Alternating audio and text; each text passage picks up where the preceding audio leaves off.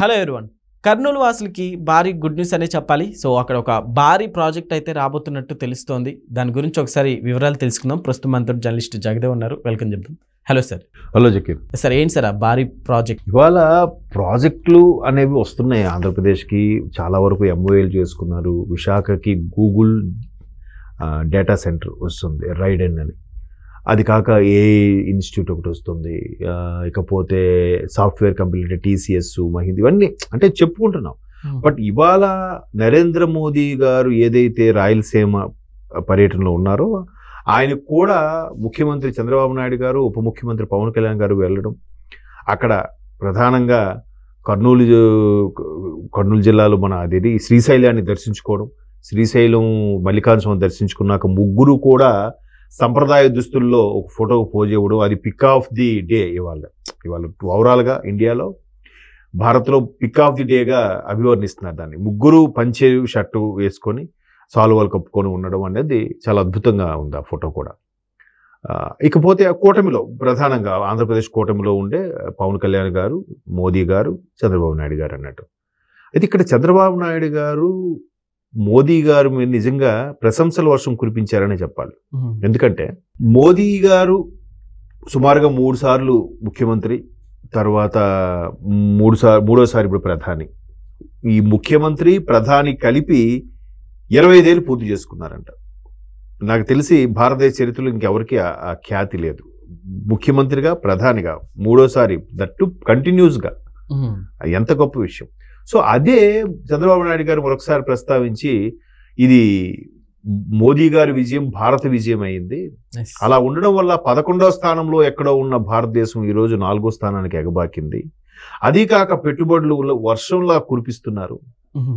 ఏదైతే మధ్యలో అంటే ఈ ప్రస్తావన తేలేదు కానీ ప్రతిపక్షాలు అప్పుడు జగన్మోహన్ రెడ్డి గారు రెచ్చగొట్టడం వల్ల, లేదంటే కొంత రకం బ్యాడ్గా క్రియేట్ చేయడం వల్ల, స్వచ్ఛందంగా ఎన్నికలకి పోటీ చేయడం వల్ల, that special package, special status కోసం కేంద్ర ప్రభుత్వంతో గట్టిగా ఫైట్ చేసి ఎన్డీఏ నుంచి బయటికి రావడం వల్ల మేబీ ఇది కూడా ఒక కారణమేమో 2019లో చంద్రబాబు నాయుడు గారు ఓడిపోవడానికి.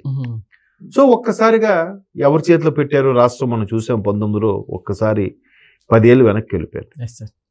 సో లేదు, ఈసారి కూటమిలోకి ఎంటర్ అవ్వాలంటే సరైన మార్గనిర్దేశకాలతో ఎంటర్ అవ్వాలన్నారు, ఎంటర్ అయ్యారు. దానికి తగ్గట్టుగానే కూటమి ప్రభుత్వం మంచి రిజల్ట్స్ కూడా చూపిస్తుంది. ఎక్కడ కేంద్ర ప్రభుత్వానికి పెట్టుబడులు పెట్టాలా అని అడిగి ఈ అంతర్జాతీయ మార్కెట్లో ఎవరు వచ్చి కలిసినా వాళ్ళు సూచించే మొట్టమొదటి స్టేటు ఆంధ్రప్రదేశ్గా ఉంది ఈరోజు.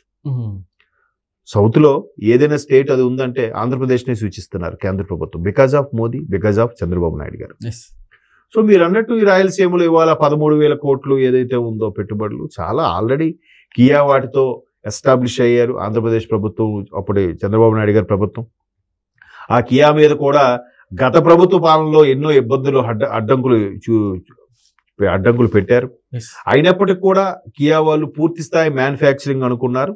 కొంచెం కార్ల సేల్ తగ్గడమో, లేదంటే వేరే కొత్త కార్లు మార్కెట్లోకి రావడమో, వీళ్ళు కొంత రావడం, ఎక్స్పాన్షన్ అనేది అవ్వలేదు. బట్ కియా సక్సెస్ఫుల్గా నడుస్తుందిగా. అలాగే రాయలసీమలో చాలా, ఇక్కడ బెంగళూరులో ఎవరైతే ఎంటర్ప్రైనర్స్ అక్కడ పెట్టడానికి ప్లేస్ లేదు, ఇంకా విసిగిపోతున్నా అనుకున్నారో అటువంటి వాళ్ళని ఇమీడియట్గా డైవేస్ మరీ పట్టుకొని, మీరు రండి మా ఆంధ్రప్రదేశ్ రండి, ఇక్కడే పెట్టండి, మీ బెంగళూరు దగ్గరలో, మా 5 బెంగళూరుకు 200 కిలోమీటర్ డిస్టెన్స్లో పెట్టుకోండి, మీకేం కావాలంటే అది ఇస్తాం, మీకేం కావాలంటే సింగిల్ పేపర్ డాక్యుమెంట్ ఎంఓఎల్ చేస్తాం అంటున్నారు. దానివల్ల కర్ణాటక ప్రభుత్వం కూడా చాలా ఇబ్బంది పడుతుంది. అరే మా దగ్గర ఉన్న వాళ్ళందరినీ ఈ ఆంధ్రప్రదేశ్ ప్రభుత్వం, లోకేష్ గారు అనే టీం అట్రాక్ట్ చేసేసుకుంటుంది అనే విధంగా కూడా చాలా ఫీల్ అవుతున్నారు. సార్ ఇదే టైంలో అక్కడ ఉండే డిప్యూటీ సీఎం పవన్ కళ్యాణ్ గారిని గద్దలాగా ఉద్దేశించి వ్యాఖ్యలు చేశారు. అదే గద్దొచ్చి తొనకెళ్ళిపోయింది అన్నట్టుగా మాట్లాడతారు. మరి మీరు ఫెసిలిటీస్ కల్పించి మీరు ఆపొచ్చు కదా, మీరే ఉంచుకోవచ్చు కదా మీ ఎంటర్ప్రీనర్స్ని, మీ బిజినెస్ని, మీ పెట్టుబడుల్ని. మీరు అంటే సరైన సదుపాయాలు కల్పించట్లేదు. మీరు ఎంతసేపు ప్రజల మీదకి సుంకాలు విధించడమో, లేదంటే అవి ఇవి బిల్డప్ ఇచ్చి వాళ్ళ దగ్గర నుంచి తీసుకోవడానికి ప్రయత్నిస్తున్నారేమో కానీ, మీరు డెవలపింగ్కి అక్కడ ఉండే రిసోర్స్ని పెంచితే ఖచ్చితంగా వాళ్ళు ఎందుకు పక్క రాష్ట్రం వైపు చూస్తారు, ఎక్కడే బాగుందిరా అనుకుంటారుగా. సో అలాగా కల్పించగలగాలి కానీ వాడొచ్చి తనకి వెళ్ళిపోయాడు, వీడొచ్చి లాక్కి వెళ్ళిపోయాడు అంటే ఎట్లా? కరెక్ట్ కాదు కదా. సో కాబట్టి వాళ్ళు అలాగా అంటూనే ఉంటారు. బట్ ఏదైతే మోదీ గారు ఇలాగ ఆంధ్రప్రదేశ్కి వరుసగా రావడం, ఆ మధ్యన విశాఖ వచ్చారు, స్టీల్ ప్లాంట్ ఏదైతే దాన్ని ఏమంటారు ప్రైవేటీకరణ అనుకున్నారో ఆ ప్రైవేటీకరణకు సంబంధించి మరలా లేదు అని చెప్పి దానికి ఎంతో కొన్ని కోట్లు శాంక్షన్ చేశారు, మరలా స్టీల్ ప్లాంట్ గాడిన పడింది. అప్పుడు కూడా లోకేష్ గారు వ్యవహారాన్ని చూసుకున్నారు. తర్వాత రీసెంట్గా కండక్టర్లు ఏదో పెట్టాలంటే సెంట్రల్ గవర్నమెంట్కి అడిగినప్పుడు మూడు స్టేట్లు అనౌన్స్ చేసిన 3 స్టేట్స్లో ఆంధ్రప్రదేశ్ ఒకటి, ఒరిస్సా ఒకటి, పంజాబ్ ఒకటి, ఇలాగా కేంద్ర ప్రభుత్వం కూడా కూటమిలో భాగస్వామ్యం అవ్వడం వల్ల చాలా చక్కగా ఉంది. ఏదైతే చాలా మంది చంద్రబాబు నాయుడు గారు అనవసరంగా బీజేపీలోకి వెళ్ళారు, బీజేపీ వాళ్ళకి ఇన్ని సీట్లు ఇవ్వాల్సి వచ్చింది, లేదంటే కూటమిలో బీజేపీ కూడా ఉంది కదా, బీజేపీకి సీట్లు ఇచ్చి సర్దుబాటు చేయడం వల్ల వాళ్ళు కూడా సుమారు 8-9 అసెంబ్లీ స్థానాలు, ఒక 5 లోక్సభ స్థానాలు గెలుచుకోవడం వల్ల ఇప్పుడు ఎలా ఉంది పరిస్థితి చూడండి. కేంద్రంలో ఏదైనా కూడా ఆంధ్రప్రదేశ్కి తెలుగుదేశం పార్టీకి అంత ప్రాధాన్యత దక్కుతుంది కదా, ఈవెన్ జనసేన కూడా ప్రాధాన్యత దక్కుతుంది కదా, 2 ఎంపీ సీట్లైనా బికాజ్ ఆఫ్ కూటమి ప్రభుత్వమేనా, బికాజ్ ఆఫ్ మోదీ ప్రభుత్వమే కదా. సో అది దూరదృష్టిగా చంద్రబాబు నాయుడు గారు ఆలోచించారు కాబట్టి ఆయన కూటమితో మరలా సత్సంబంధాలు నెరిగినప్పుడు వాళ్ళతో కలిసి పోటీ చేస్తామని అనౌన్స్ చేసినప్పుడు బయటకు వచ్చి చెప్పిన ఫస్ట్ మాట అదే, అంటే కన్ఫర్మేషన్ అయ్యాక ఈసారి కూటమితో చాలా పకడ్బందీగా ప్లాన్ చేసుకుంటే ఎంటర్ అవుతున్నాం అన్నట్టుగా. ప్లాన్ చేసుకోవడం అంటే రాష్ట్రం అల్టిమేట్, రాష్ట్ర అభివృద్ధి అల్టిమేట్. ఎందుకంటే ఒక్కసారి 10 ఏళ్ళు వెనక్కి వెళ్ళిపోయిన రాష్ట్రం, ఏ నిధులు లేవు, ఉద్యోగులు జీతాలు ఇచ్చే పరిస్థితి లేదు, ఎక్కడ అభివృద్ధి లేదు, ఒక రోడ్డు లేదు, ఒక వాటర్ ఇది లేదు, ఏమీ లేని ఒక్కసారి అనాథలా తయారైన ఆంధ్రప్రదేశ్ని మరలా లేపాలి అంటే కేంద్ర ప్రభుత్వ సహకారం ఉండాలి. కేంద్ర ప్రభుత్వంలో భాగస్వామ్యం అయితే ఇంకా ప్లస్ పాయింట్ కదా. ఆ సిఆర్డిఐకి ఇమీడియట్ గా 15,000 కోట్లు శాంక్షన్ చేశారు, ఏది క్యాపిటల్ రైజ్ అండ్ డెవలప్మెంట్ అథారిటీకి సంబంధించి చేశారు. వెంటనే ఎలా మోదీ ప్రభుత్వం ఏమైనా అనౌన్స్ చేసింది, ఇది అపురూపంలో ఉంది, మీరు ప్రకటించాలి. అక్కడ సరిగ్గా 1 వీక్ తర్వాత ఏం చేసింది, వరల్డ్ బ్యాంక్ నుంచి ఆ సిఆర్డిఐ నిధులకు సంబంధించి మొత్తం కేంద్ర ప్రభుత్వమే భరిస్తుంది, మీకేం సంబంధం లేదు అని చెప్పింది. ఎంత ఊరట, అవునా కదా. సో ప్రతిదీ ఒక బెనిఫిషియరీ వేలో వెళ్తుంది. అలాగని కేంద్ర ప్రభుత్వానికి నాకు సెంట్రల్ మినిస్టర్ కావాలి, నాకు డిప్యూటీ స్పీకర్ కావాలి, ఇవన్నీ నితీష్ గారు ప్రభుత్వం అడుగుతున్నాడు, మన వాళ్ళు అడగట్లేదుగా.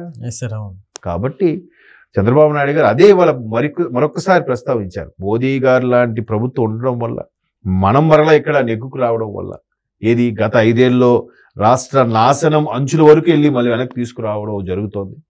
సో పెట్టుబడులు ఇవన్నీ కూడా మోదీ గారు భారత విజయం వల్ల జరుగుతున్నాయి. ఏదైతే విజన్ 2047 ఏదైతే పెట్టుకున్నారో దానికి సఫలీకృతమయ్యే దిశగా అడుగులు వేస్తున్నారు. ప్రతిదీ కూడా ఇవాళ ఒక స్టెప్ వేసామంటే ఇది ఖచ్చితంగా ఆ 2047 వైపు సక్సెస్ఫుల్ గా విజనరీ భారత్ గా ముందుకెళ్లాలని చూసుకున్నారు. కాబట్టి ఆ దిశగా అడుగులు వేస్తున్నారు. కూటమి అంటే కూటమికి ఉండే ప్రాధాన్యత కూడా కేంద్ర ప్రభుత్వం ఇస్తుంది, ఆంధ్రప్రదేశ్ ప్రభుత్వం కూడా అలాగే ప్రతిదీ ఆదరిస్తుంది, ప్రతి ఒక్క అవకాశాన్ని కూడా ఒడిసి పట్టుకుంటుంది. కాబట్టి సక్సెస్ఫుల్ గా ఎన్ని కంపెనీలు వస్తున్నాయి. Okay sir, thank you.